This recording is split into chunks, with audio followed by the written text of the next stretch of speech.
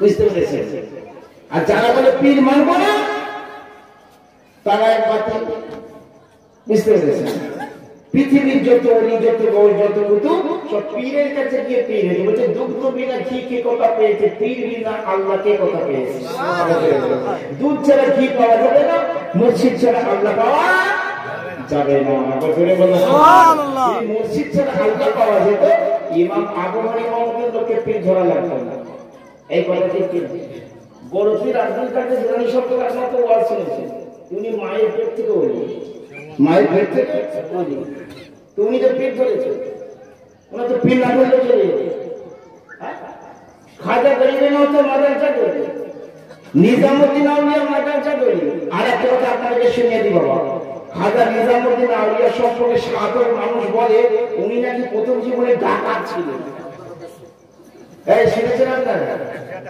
অনেকে বলে উনি প্রথম জীবনে ডাকাত ছিলেন, অনেক মানুষ খুন করেছে, পরে উনি আল্লাহ হয়েছে। খবরদার এমন কথা বলবেন না বাবা, নাউজুবিল্লাহ। খাজা নিজামুদ্দিন আউলিয়া মায়ের পেট থেকে ওলি ছিলেন, একদম বাচ্চা বয়স থেকে কোরআনের হাফেজ ছিলেন। খাজা নিজামুদ্দিন আউলিয়া 8 বছর বয়স থেকে তাহাজ্জুদ গুজার ছিলেন।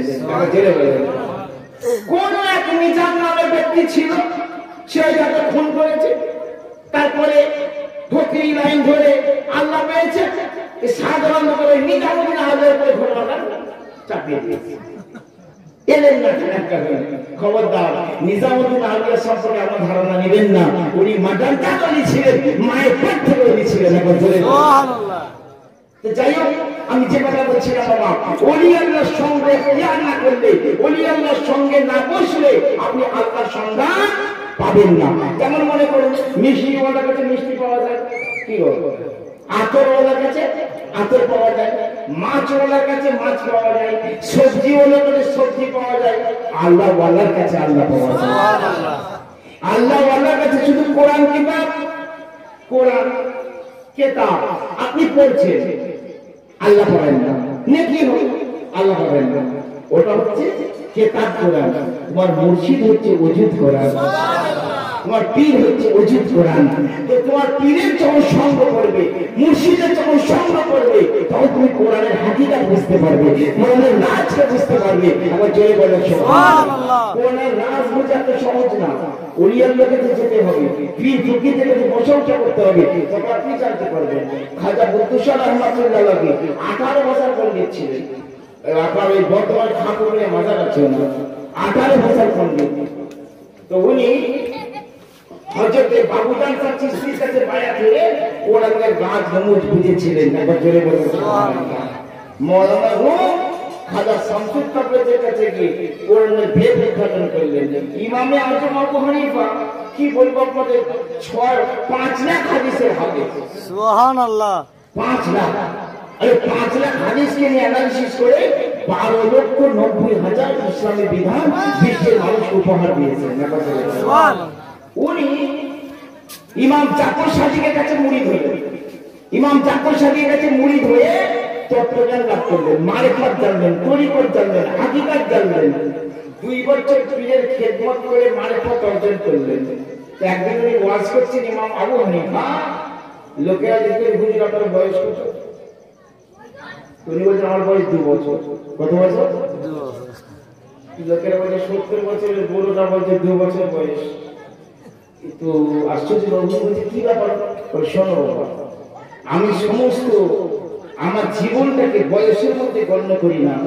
যে 2 বছর আমি মুর্শিদের খেদমত করে তত্ত্বজ্ঞান লাভ করেছি, ওটাই আমার কাছে আয়ু, ওটাই আমার কাছে বয়স। সুবহানাল্লাহ। তারপর ইমাম আবু হানিফা বলেন লাউলা সানাতানে ফাহালাকান নুগমান। ইমাম আবু হানিফা আসলাম মোহাম্মদ ইবনে সাবিত, তিনি বলেন লাউলা সানাতানে, যদি 2 বছর আমার লাইফে না আসতো, যদি 2 বছর আমি পীরের খেদমত না করতাম, পীরের খেদমত করে মুর্শিদের খেদমত করে 2 বছর যদি আমি পীরের দরবারে না থাকতাম, ফাহালাকান নুগমান, তো নুগমান মানে ইমাম আবু হানিফা আমি ধ্বংস হয়ে যেতাম। দেখেছেন, যিনি 5 লাখ হাদিসের হাফেজ, 4 মাযহাবের 4 ইমামের হেড অফ দ্য ডিপার্টমেন্ট, তিনি বলছেন মুর্শিদের খেদমতে যদি মারিফাত তাহলে আমি আবু হানিফা ধ্বংস হয়ে গেলাম। আর এই যুগের দুপাতা করা মৌলবি বলছে পীর মানবো কেন? কত কথা বুঝতে পেরেছেন? ইমাম আবু হানিফার মতন ব্যক্তি এই কথা বলছে। আর দুদিন মাদ্রাসায় গিয়ে দু চারটা হাদিস কোরআন করে বলছে পীর মানবো না, পীরের কাছে মত হবে না। হ্যাঁ, আর ইংলিশ শয়তানকে নত না হই তো শয়তান হয়। এই কথা থেকে জি জি ইবলিস নত না হই শয়তান হয়েছে। আর কিছু মৌলবীর বাচ্চা বলছে আমরা পীরের কাছে নত হব না। আরে পীর তো হাকিকাতে আদম। সুবহানাল্লাহ। এই জায়গায় যদি নত না হও তুমি আল্লাহকে রাজি করতে পারবে না। এখন তোমার দাম্ভিকতা, তোমার অহংকার, তোমার তাকাব্বুর, এই জায়গায় তোমাকে বিলীন করতে হবে, নষ্ট করতে হবে। একবার ধরে বলে আজকে কিছু মৌলবী আছে কিছু কেতাব পড়ে, হ্যাঁ, এরা বলছে কি পীরের কাছে কত খুশি করে বলে না। আবার কিছু কিছু মনীষা বলছে আরে পীরের পায়ে চুমু দিয়ে করে পীরের কাঠি খেয়ে ফেলবে, মুজাটি খেয়ে ফেলবে, জুতো দিয়ে খেয়ে ফেলবে। কি গো, এইসব মৌলবীগুলো দূর থেকে কথা বলে, আমাদের সামনে সামনে আসে, সামনে বলে চোখে আগুন দিয়ে হাদিস দিয়ে প্রমাণ করে দেবো। আরে ফুরফুরা দাদা হুজুরের কেতাব, মেজো হুজুরের কেতাব আমি প্রমাণ করে দেবো। আমি গতকালে মনীষীর সামনে 4 সাল করে যদি দলিল দিয়ে গেছি, বুঝতে পেরেছেন? হ্যাঁ, ওই ফুরফুরা দাদা হুজুর উনি সুফি ফাতে রাইসি পায়ের গোড়াগুলোর মধ্যে চুষতেন। সুবহানাল্লাহ ধরে বলি সুবহানাল্লাহ। হ্যাঁ, আর এই মৌলবীরা বলছে নত হলেই শিরক। তো নত হলেই যদি তোমার শিরক হয়ে যায় তাহলে ভূত হিতে করবে কি করে? বেগুন হাট বাজারে বেগুন পটল আলু কিনবে কি করে? আলু বসাবে কি করে? ধান কাটবে কি করে? সব তো মাথায় কাটতে হবে। এই করতে হবে কিনা বলেন? হ্যাঁ, এগুলো করবে কি করে? আসলে এদের কোনো জ্ঞান নাই, এদের কোরআন হাদিস নিয়ে কোনো রিসার্চ নাই। আর উল্টে বলে কোরআন হাদিস হয় না। আরে কোরআন হাদিস তো আল্লাহর ওলিরাই মানে। সুবহানাল্লাহ। তোর মধ্যে মৌলবী কি মানে? হ্যাঁ, ওরে বললে শোনো না, তুমি মুখে বলো কোরআন মানি কাজে কিছু না। শোনো মৌলানা, তুমি মুখে বলো কোরআন মানি কাজে কিছু না। কোরআন কি তার কি চিনেছো? তুমি স্বভাব সুন্দর কই করেছো। হাদিস কোরআন বলছে নবী আদর্শে আদর্শবান হয়েছে। হ্যাঁ, মৌলবী হয়েছে, বউকে খিস্তি করবে, বউকে গালাগালি দিচ্ছে, তার 14 পৃষ্ঠে গালাগালি দিচ্ছে। তাহলে হাদিস কি বললে, কি বুঝলে, কি মানবে? হ্যাঁ, আমাদের আয়েশা সিদ্দিকা বলছে নবী যোহরের নামাজ পড়ে মসজিদ নববী থেকে বাড়ি এসেছে, ক্ষুধার্ত রসুল, ক্ষুধার্ত নবী, আমার রান্না করা কমপ্লিট হয়ে গেছে। আমি রান্না করতে লেগেছি, রুটি পাকাতে লেগেছি, তরকারি রান্না করছি। নবী প্রায় নামাজ পড়ে সে দেখছেন আমার রান্না কমপ্লিট হয়ে গেছে। আমাদের বলছেন কোনদিনের জন্য আল্লাহ নবী রেগে যাননি, আমার প্রতি কোনদিন গোসা দেখাননি, নবী আমার প্রতি রাগ দেখাননি, কোনদিন চোখ লাগিয়ে বলেননি আয়েশা তোমার রান্না করা এখনো কমপ্লিট হলো না কেন? বরং ক্ষুধার্ত রসুল, ক্ষুধার্ত নবী আমার পাশে বসে বসে রান্নার কাজের সাহায্য করে দিতে। আর তুমি মৌলবী 14 গোষ্ঠী তুলে গালাগালি করো। কি কোরআন পড়লে, কি হাদিস বললে, কি তুমি জীবনে আমল করলে? কোরআন কি তার কি চিনেছো? তুমি স্বভাব সুন্দর কই করেছো? আবার জ্ঞানীর কাছে কি তালিম পেয়েছো? ওরে জ্ঞানীর কাছে কি তালিম পেয়েছো? ওই অন্ধের তো চোখ ঠিকানা। শোনো মৌলানা, তুমি মুখে বলো কোরআন মানি কাজে কিছু না। নবীর আদর্শ মানতে হবে, কোরআনকে কমপ্লিট মান্য করে চলতে হবে। কোরআনের যা হুকুম তোমার জীবনে তা প্রতিফলিত করতে হবে। তবে তুমি কোরআনের আশিক হলে, তবে তুমি নবীর আশিক হতে পারবে। প্যারে মুসলমান, আল্লাহর ওলি হওয়া এত সহজ কথা নয় বাবা। নবীর ইশকে জারিজার হয়ে যেতে হবে, দিলকে পরিষ্কার করতে হবে, রাসূলুল্লাহর প্রেম, রাসূলুল্লাহর ভালোবাসা অন্তরে রেখে তরিকতের পথে চলতে হবে। বছরে বলে বাবা, আমি যে কথা বলছিলাম যে বাবা, যেমন নাকি আপনি কোনদিন দুধ ছাড়া ঘি পেতে পারবেন না, তেমন কোনদিন পীর ছাড়া আল্লাহ কোনদিন সান্নিধ্য পেতে পারবে না। পৃথিবীর যত ওলি আল্লাহ, যত গৌস কুতুব, সকলে আল্লাহর ওলির দরবারে গেছেন। যদি বলে তুমি কদম বসি সম্পর্কে কি জানো? কিতাবটার নাম হচ্ছে রুহে তাসাউফ। কি নাম কিতাবটা? রুহে তাসাউফ, তাসাউফের রূহ। এই কিতাবটা আমি আজমির শরীফ থেকে এনেছি, ফার্সি ভাষায়। এসব বইগুলো পড়তেও পারবে, বুঝতে পেরেছেন? এই কিতাবে দেখো, খাজা নাসিরউদ্দিন চেরাগী দেহলির খলিফা আল্লামা গিয়াসুল দারাজ বান্দা নামাজ রহমাতুল্লাহ। বাবা খাজা গরিবনওয়াজের খলিফা কুতুবউদ্দিন বক্তের কাকা, কুতুবউদ্দিন বক্তের কাকার খলিফা বাবা ফরিদউদ্দিন চিশতি, বাবা ফরিদউদ্দিন চিশতির খলিফা খাজা নিজামউদ্দিন আউলিয়া, খাজা নিজামউদ্দিন আউলিয়ার খলিফা বাবা নাসিরউদ্দিন চেরাগী দেহলি, বাবা নাসিরউদ্দিন চেরাগী দেহলির খলিফা আল্লামা গিয়াসুল দারাজ বান্দা নামাজ। এই বিশাল সংখ্যার আলেম ছিল। গিয়াসুল দারাজ মানে লম্বা চুল, মানে খুব লম্বা চুল ছিল, এই জন্য গিয়াসুল দারাজ বলা হয়। গিয়াসুল মানে পিছনের দিকে চুলকে গিয়াসুল বলা হয়, দারাজ মানে লম্বা। তো আল্লামা গিয়াসুল দারাজ বান্দা নামাজ উনি ওনার খানকায় বসে আছেন। ভালো করে শুনে, রুহে তাসাউফে লেখা হয়েছে। এমন সময় খাজা নাসিরউদ্দিন চেরাগী দেহলি, চিশতি আর চেরাগী, ইনি ঘোড়ার থেকে সবার হয়ে মুরিদের কাছে আসছে, পীর আসছে মুরিদের কাছে। তো বাবা নাসিরউদ্দিন চেরাগী দেহলি ঘোড়ার থেকে চলে আছে, আর আল্লামা গিয়াসুল দারাজ বান্দা নামাজের মুর্শিদ কেবলা আসছেন। তাড়াতাড়ি উঠে দাঁড়িয়ে পড়েছে, উঠে দাঁড়িয়ে পীর আছে ঘোড়ার পিঠে, দৌড়ে গিয়ে পীর সাহেবের এই জান, জান বলেন আপনারা, এই জানে গিয়ে চুমা দিতে। আল্লামা নাসিরউদ্দিন চেরাগী দেহলি বলছে, গিয়াসুল দারাজ और भी नीचे, জোরে বলেন সুবহানাল্লাহ। উনি তখন পীর সাহেবের কি করছেন, এই জায়গায় চুমা দিচ্ছে পায়ে, এই জায়গায়। তো নাসিরউদ্দিন চেরাগী দেহলি বলছে, গিয়াসুল দারাজ और भी नीचे। উনি তখন পীর সাহেবের পায়ের তলায় চুমা দিচ্ছে। সুবহানাল্লাহ, জোরে বলেন সুবহানাল্লাহ। লাগাও না ফটো, কত ডজন মৌলবী এসেছে সারা ভারতবর্ষের বেয়াদব মৌলবীগুলো মিলে আমার খাজা নাসিরউদ্দিন চেরাগী দেহলি সমতুল্য হতে পারবে না। যে নাসিরউদ্দিন চেরাগী দেহলি বলছেন, গিয়াসুল দারাজ और भी नीचे।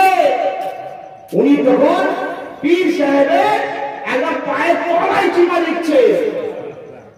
তখন পায়ের তলায় যখন চুমা দিয়েছে, আল্লামা নাসিরউদ্দিন চেরাগী দেহলি বলছেন, গিয়াসুল দারাজ और भी नीचे। সুবহানাল্লাহ। আর পীরের পায়ের তলায় চুমা দিয়েছে। আরো নিচে আর কোথায় আছে? আরো নিচে বলতে কিছু কোথায় পাবেন? তখন উনি কি করবে, উনি যে ঘোড়ার পিঠে চড়েছিল, সে ঘোড়ার পায়ে পড়ে চুমা দিচ্ছে। সুবহানাল্লাহ। মানে মুর্শিদের সঙ্গে টাচ হয়ে আছে ঘোড়াটা। এখানে বলে আদবে আউলিয়া, বেয়াদবে শয়তান। আদবে আউলিয়া হয়, বেয়াদবে শয়তান হয়। ঘোড়ার পায়ে চুমা দিচ্ছে। আল্লামা নাসিরউদ্দিন চেরাগী দেহলি, চিশতি আর চেরাগ, সুবহানাল্লাহ, সঙ্গে সঙ্গে দু হাত তুলে গিয়াসুল দারাজকে তুললেন। গিয়াসুল দারাজকে তুলে বলছে, গিয়াসুল দারাজ तुमने तो 4 पोशा दिया, इनाम क्या है? तुम तो 4 पोशा दिले, की पेले? গিয়াসুল দারাজ বলছে, হুজুর আমি যখন প্রথম চুমা দিলাম, আমি নাসুত মঞ্জিল অতিক্রম করে মলকুতে পৌঁছালাম। সুবহানাল্লাহ। আমি যখন দ্বিতীয় চুমা দিলাম ওই মলকুত থেকে আমি জাবরুতে পৌঁছালাম, যখন তৃতীয় চুমা দিলাম জাবরুত থেকে লাহুত মাকামে পৌঁছালাম, যখন চতুর্থ চুমা দিলাম লাহুত মঞ্জিল তৈ করে আমি মাকামে হাউতে পৌঁছালাম। সুবহানাল্লাহ। এখন যদি বলেন সুবহানাল্লাহ। এই তো বলে নাসিক কাকে বলে, মলকুত কাকে বলে, জাবরুত কাকে বলে, নামই শুনেনি সব মৌলবী লোকগুলো। জীবনে তো শোনেনি, শুনবে আবার পীরের দরবারে যায় যে এরা তো মুর্শিদের দরবারে যায় না, বুঝতে পেরেছো? মুর্শিদের দরবারে চলো, খাঁটি পীর চিনে সেই পীরের কাছে সবক হাসিল করো, পীরের কাছে আলোচনা শুনলে পরে দিল মানে চিন্তা হয়। জোরে বলো সুবহানাল্লাহ। মুর্শিদের কাছে বসে দুটো আলোচনা শুনলেও তোমার দিল জিন্দা হবে। তো মুর্শিদের দরবারে যায় না, এই মুর্শিদের দরবারে যেতে হবে তবে না কিছু বুঝবে। পীরের স্কুলে ভর্তি হও, ওরে ভর্তি হও সব মুর্শিদের স্কুলে, পবিত্র হবে মন, খুলে যাবে জ্ঞান নয়ন, মুর্শিদ পদে প্রেম ভক্তি রাখিলে। ভর্তি হও সব মুর্শিদের স্কুলে, পবিত্র হবে মন, খুলে যাবে জ্ঞান নয়ন, মুর্শিদ পদে প্রেম ভক্তি রাখিলে।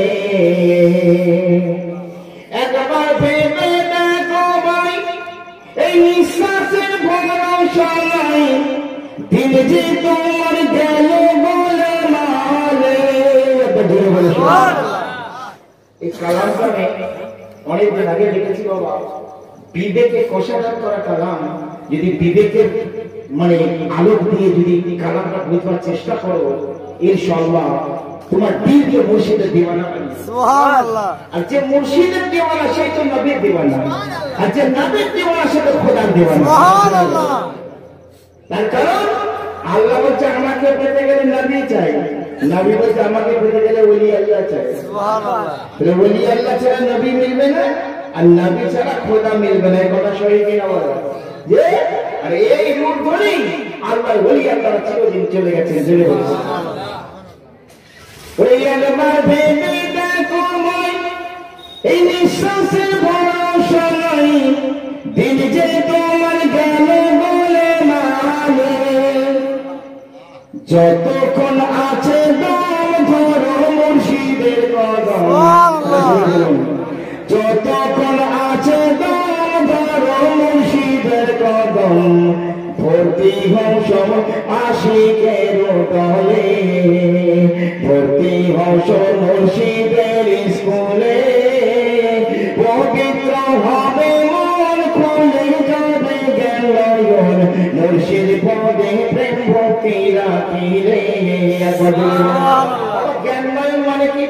আমাদের চোখ আছে, একটা যে চোখ, একটা যে জ্ঞানের চোখ। এই জ্ঞানের চোখে আমরা এমনি দেখি, আর জ্ঞানের চোখে দেখা আলাদা। আমি এর আগে আপনাদের হয়তো এলাকায় মিশাল দিয়ে গেছি, মনে করুন একটা মানে আপনি বুকে অসুবিধা হচ্ছে, বুকের ফটো করেছেন, কি ইসিজি করেছে, কি হিজিবিজি হিজিবিজি সব করা আটটা কাজ, আপনি দেখে কিছুই বুঝতে পারছেন না। আপনিও দেখছেন, দেখে দেখে বুঝতে পারছেন না। কিন্তু ভালো কার্ডিওলজিস্ট ডাক্তার দেখিয়ে বলছে তোমার হার্ট ডিজিজ, তোমার এই ভালভের করে দেবো, এই বলে দেবে কি না বলে দেবে, বলে দেবে তো। ও দেখলো, আপনিও দেখলেন, তাহলে আপনার দেখা সাধারণ চোখে, আর যে কার্ডিওলজিস্ট ডাক্তার দেখলো সে জ্ঞান চোখে। সুবহানাল্লাহ। দুটো দেখাতে হবে। কোরআনকে দেখছে এমনি চোখে, পিঠ ধরে যখন কোরআন চিনবে, কোরআনকে আলাদা দেখবে। মুর্শিদকে দেখছে মানুষের উপরে, পিঠ ধরে আদমের হাকিকাত জানা নেবে, তোর মুর্শিদকে আলাদা রূপে দেখবে। সুবহানাল্লাহ। নবীকে আলাদা চিনবে, শরীয়ত কি জেনে ফেলবে, তরিকত কি জেনে ফেলবে, হাকিকাত কি জেনে ফেলবে, মারিফত কি জেনে ফেলবে। এর নাম হচ্ছে জ্ঞান। সুবহানাল্লাহ। ভর্তি হও সব মুর্শিদের স্কুলে, পবিত্র হবে মন, খুলে যাবে জ্ঞান নয়ন, মুর্শিদ পদে প্রেম ভক্তি রাখিলে। ওরে শরীয়ত আর তরিকত হাকিকত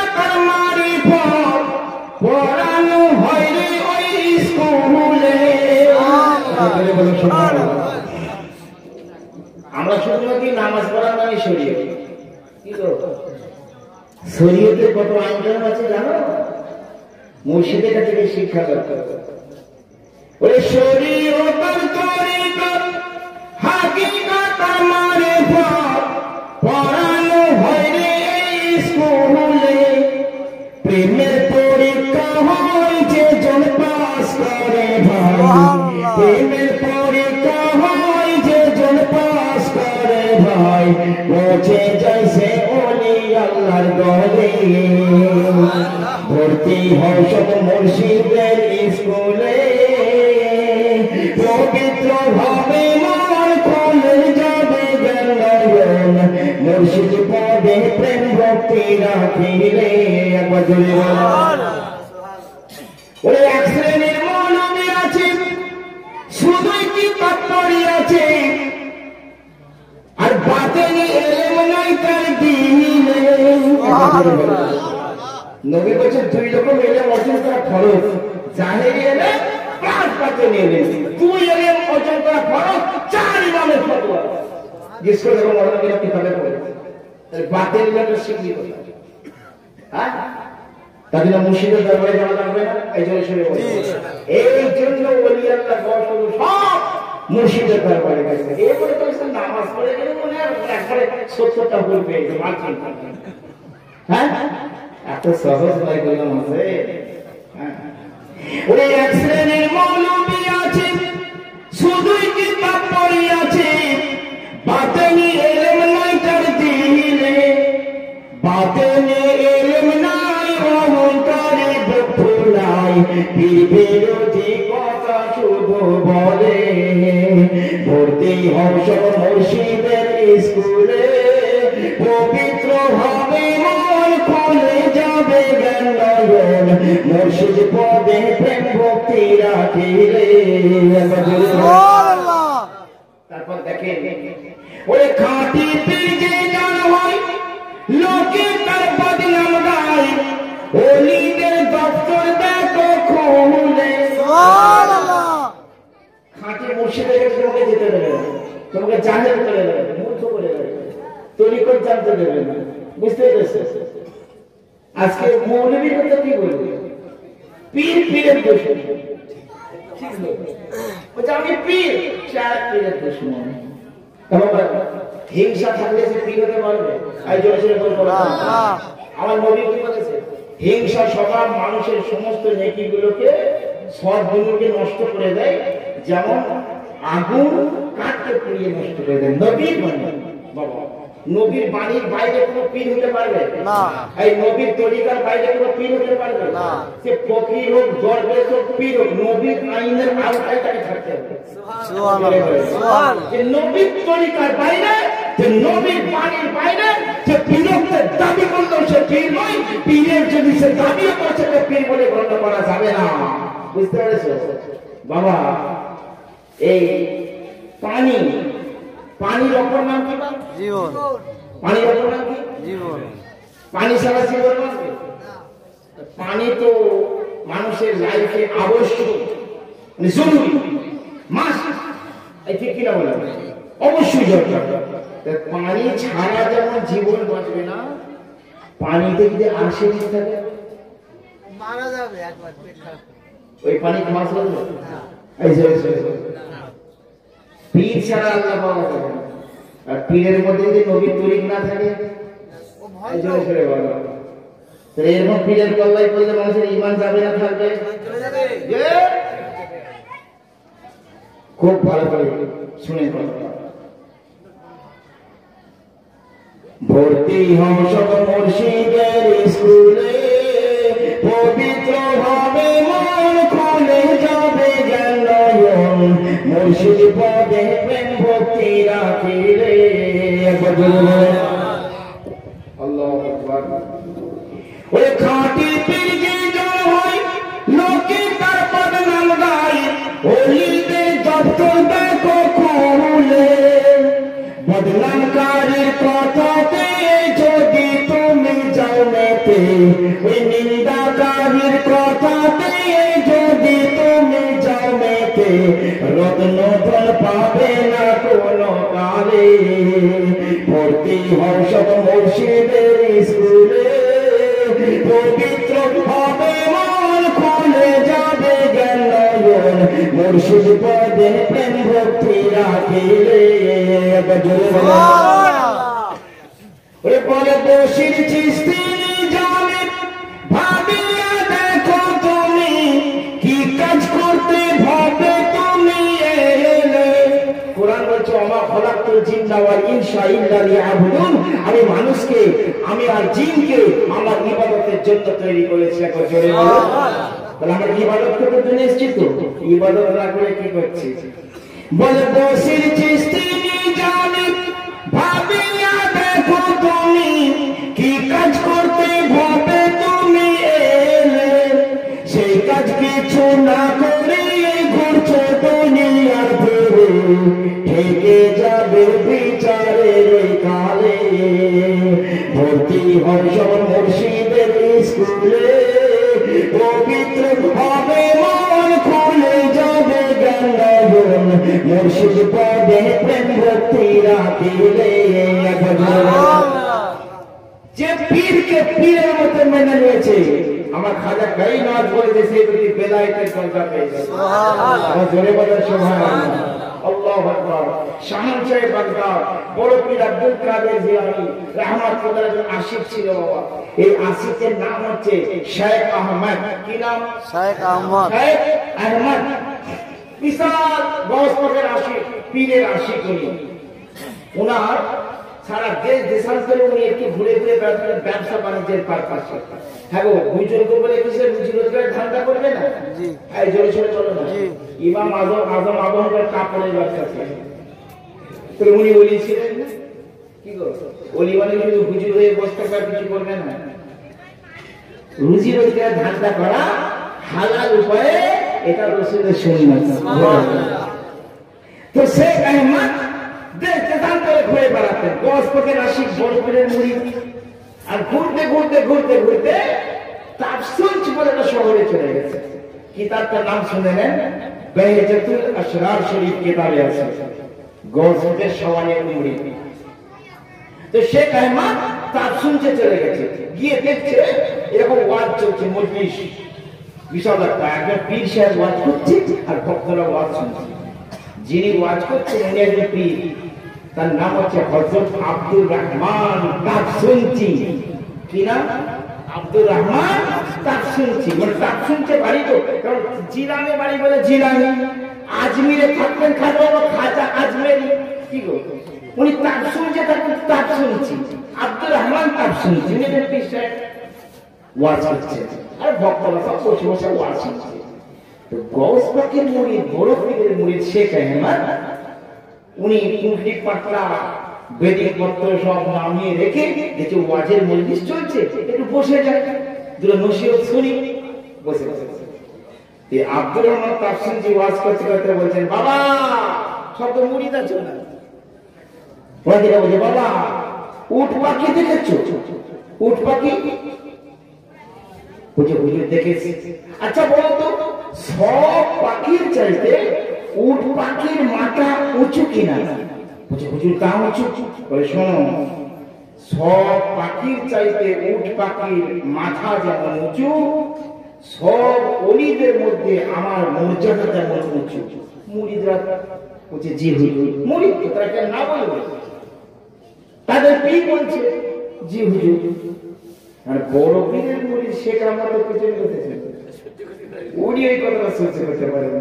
উনি উঠে দাঁড়িয়ে বসে প্রতিবাদ করতে, হুজুর আমার একটা কথা আছে।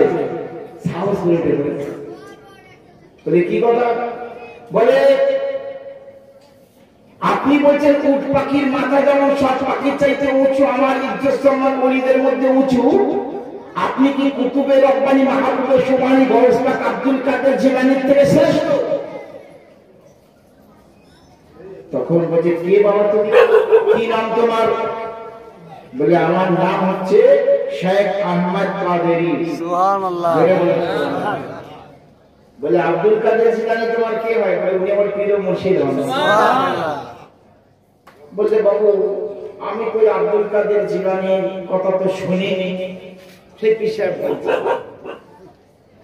তখন শেখ আহমদ কাদেরী বলছেন, সব মালিদের দরবারে যার কদম, আপনি সেই আব্দুল কাদের জিলানীর নাম শুনেননি?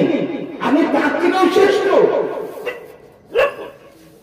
তখন এই আব্দুল আমার বলছে, বাবা শেখ আহমদ, তুমি বেকার তর্ক করতে যেও না আমার সাথে, বরং একটা কাজ করো তুমি, আমি একটা তোমার পীরের নামে চিঠি লিখে দিচ্ছি বাবা, এই চিঠিখানা নিয়ে তুমি তোমার পীরের দরবারে চলে যাও, আব্দুল কাদের জিলানীর দরবারে চলে যাও, আমার চিঠির জবাব উনি কি লেখেন সেই উত্তরটা তুমি নিয়ে আসবে। তো ঠিক আছে, লিখুন। শেখ আহমদ কাদেরী জজবার হালতে যখন বলেছিলেন আপনি কি বড় পীরের চাইতে শ্রেষ্ঠ, তখন মাথার পাগড়িটা উনি ছুঁড়ে খুলে ফেলে দিয়েছিলেন। গায়ের মধ্যে যে জুব্বা ছিল, পিধান ছিল, জজবার হালতে জ্বালানি মেজাজে নিজের গায়ের জুব্বা গলা খুলে ফেলে দিয়েছিলেন, শুধু গেঞ্জি পরে রয়ে গেঞ্জি পরে রয়ে গেল, পাগড়িও খুলে ফেলেছে, জুব্বাও খুলে ফেলেছে। আব্দুল রহমান কাপসন দিয়ে চিঠি লিখলেন। চিঠিটা লিখে শেখ আহমদকে বললেন, বাবা এই চিঠিখানা তুমি নাও, আর আমার দুটো মুরিদকে তোমার সঙ্গে দিচ্ছে, আমার দুটো মুরিদকে সাথে করে নিয়ে তুমি বাগদাদে চলে যাও, বড় পীর আব্দুল কাদের জিলানীর দরবারে। সেখানে গিয়ে আমার এই চিঠিটা দেবে, আমার চিঠির উত্তর উনি কি লেখেন সেই জবাবখানা তুমি নিয়ে আসবে। এই শেখ আহমদ, তুমি পাগড়িটা জুব্বাটা পরে নাও। শেখ আহমদ বলে, না, আমি যে পাগড়ি আর যে জুব্বা শরীর থেকে খুলে ফেলে দিয়েছি, এই জুব্বার পাগড়ি আমি আর পরবো না। বলে, তুমি কি শুধু গেঞ্জি গায়ে দিয়ে যাবে নাকি এমন অবস্থায়? বলে, না, আমি আবার দ্বিতীয় জুব্বা দ্বিতীয় পাগড়ি পরবো। বলে, কোথা থেকে নেবে? বলে, আমার বাড়ি থেকে। কোথা থেকে নেবে? আমার বাড়ি থেকে। বলে, তোমার বাড়ি কত দূর? বলে, ও আব্দুল রহমান পীর সাহেব, আমার বাড়ি হচ্ছে আপনার খানকা থেকে 12 দিনের রাস্তা। সুবহানাল্লাহ, জোরে বলো সুবহানাল্লাহ। 12 দিনের রাস্তা। তুমি কি করে তার জুব্বা পাগড়ি নেবে? বলে, দেখুন একটু নিয়ে নেবো। হ্যাঁ বিবি, দেশকে ডাকছে। জোরে বলো সুবহানাল্লাহ। গৌসবাগের মুরিদ শেখ আহমদ কাদেরী নিজের বিবিকে ডেকে বলছে, বিবি রে, অমুক আলমারি থেকে আমার দ্বিতীয় জুব্বাটা দ্বিতীয় পাগড়িটা আমার হাতে ধরিয়ে দাও। দেখা গেল একটা গায়েবী হাত এসে ওই শেখ আহমদ কাদেরী হাতে দ্বিতীয় জুব্বার পাগড়িটা হাতে ধরিয়ে দিল।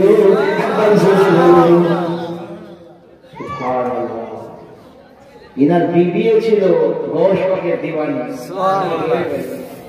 আল্লাহ, আশিকদের ব্যাপারে কিছু আলাদা, ফাঁসেকরা বুঝবে না বাবা। সেই জুব্বা পাগড়ি পরে নিল। পীর সাহেব তাজ্জব, আব্দুর রহমান ছিলেন মুরিদরা তাজ্জব।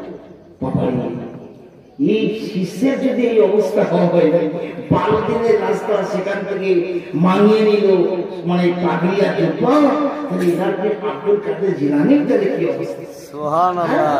মুরিদের যদি এত পাওয়ার, তো মুর্শিদের পাওয়ার কত হবে?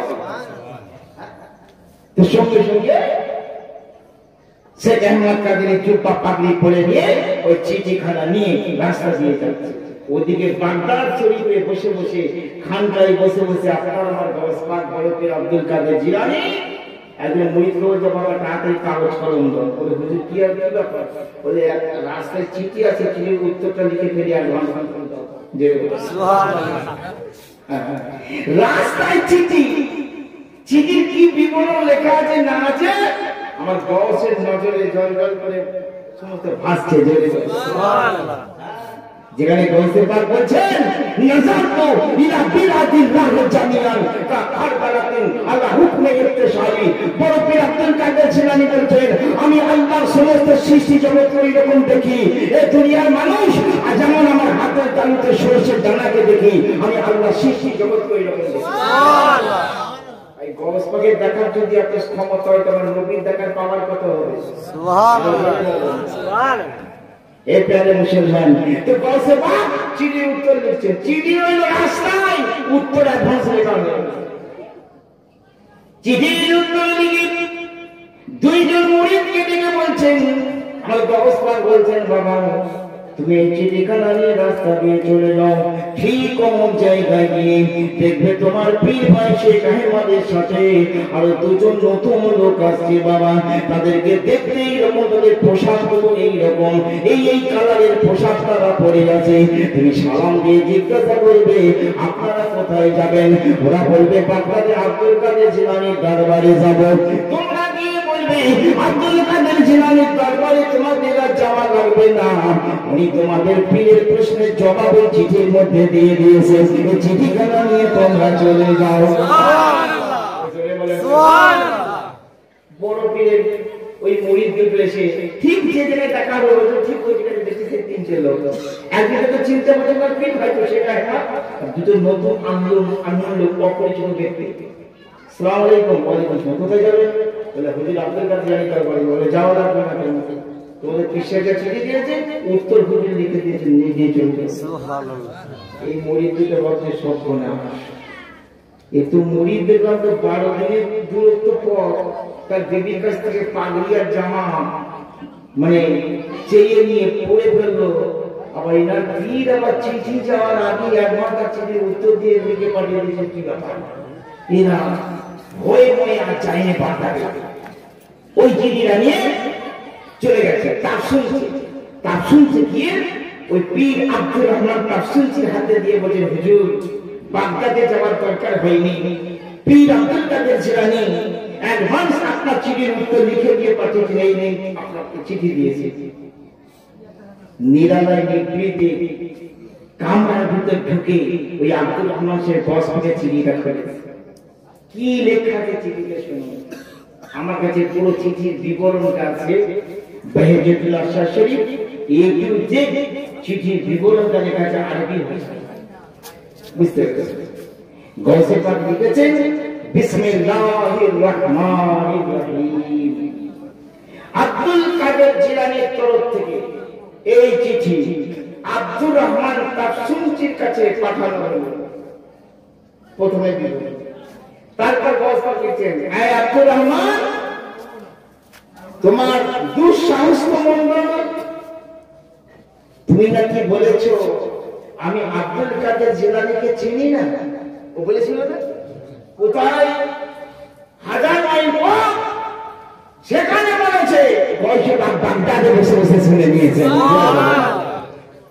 একেবারে বেলায়েতের কান। আল্লাহ বলেছেন আমি ওলি আল্লাহর হাত হয়ে যায়, যে হাত দ্বারা ওলি আল্লাহ কোনো কিছু করে।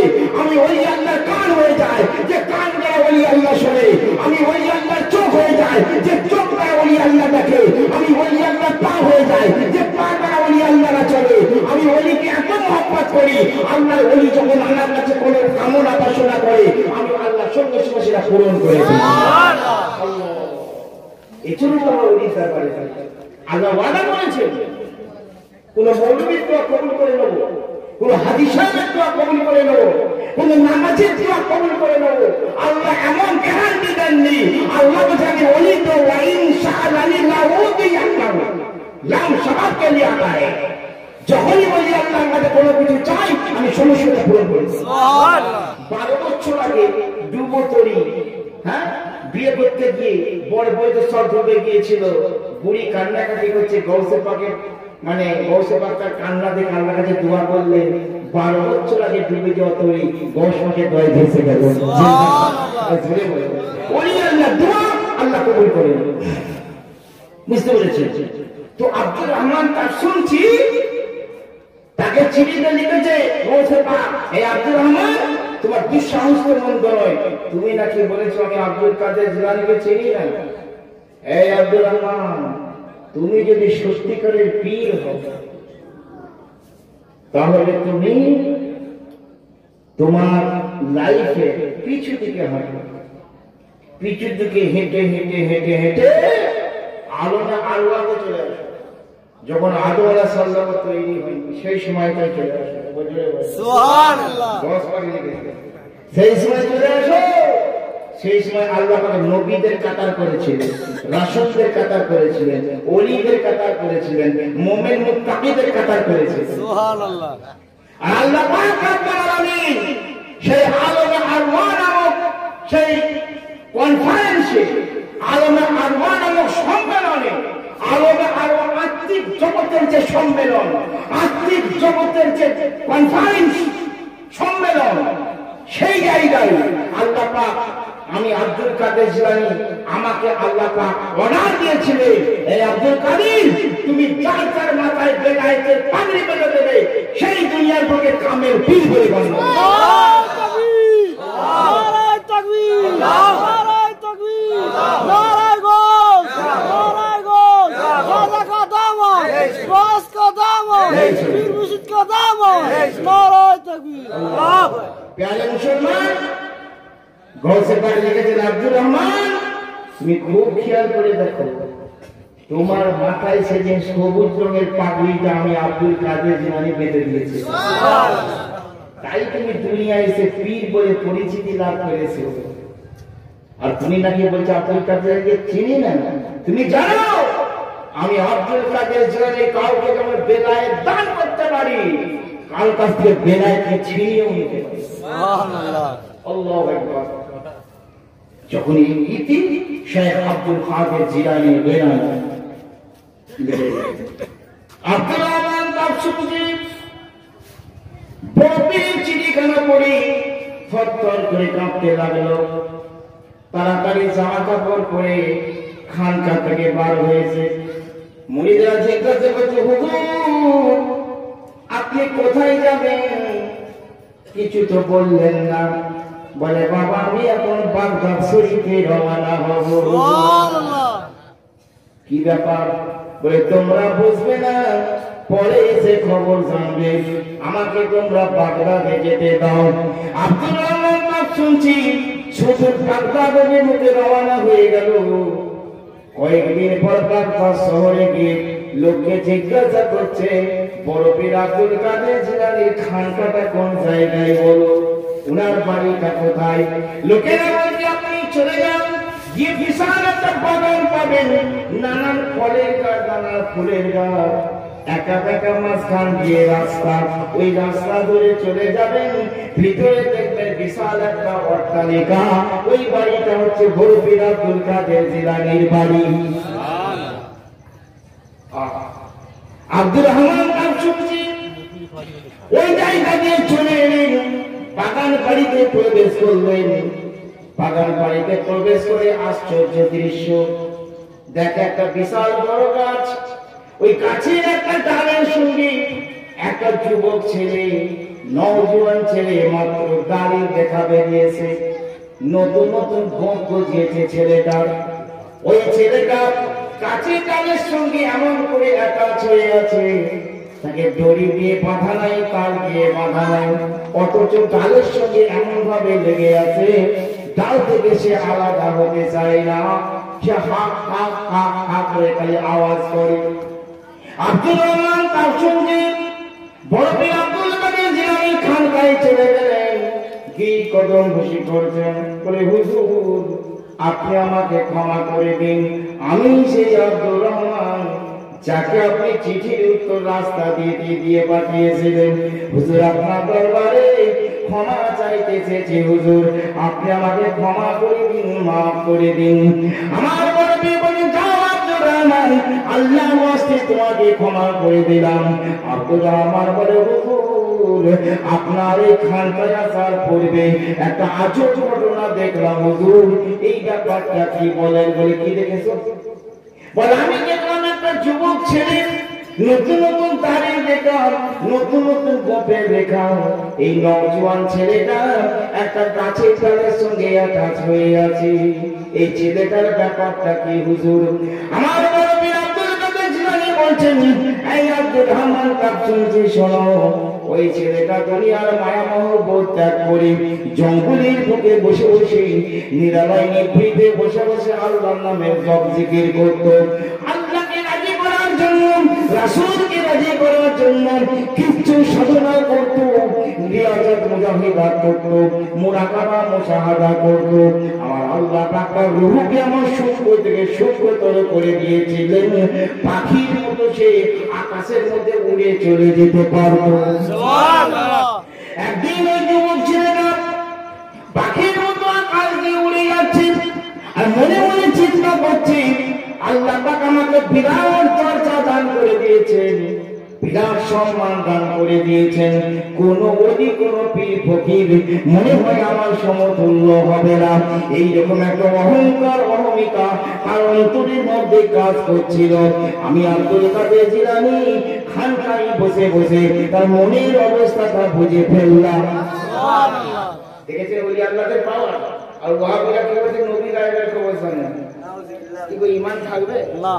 ওলিদের যদি এত পাওয়ার হয় তো নবীর পাওয়ার কত হবে? হ্যাঁ, বড় পীর আব্দুল কাদের জিলানী বলছেন, আমি তার মনের কথাটা জানতে পেরে ইঙ্গিত দিলাম, যুবক ছেলে, তুই আসমান থেকে নেমে আমার বাগান বাড়িতে গাছের সঙ্গে তুই অ্যাটাচ হয়ে যা। তোকে সংশোধন করতে হবে, নতুবা তুই সাধনার জগতে অগ্রসর হতে পারবি না। বাবা ওকে সংশোধন করার জন্য ওই অবস্থায় আমি রেখে দিয়েছি। আব্দুল রহমান বলে, হুজুর আমি বড় খুশি হতাম হুজুর, আমার সামনে যদি ওই ছেলেটার কিছু ব্যবস্থা করতেন। বড় পীর বললে চলো, এই বলে বাগান বাড়িতে এলেন, হাত ধরে নড়া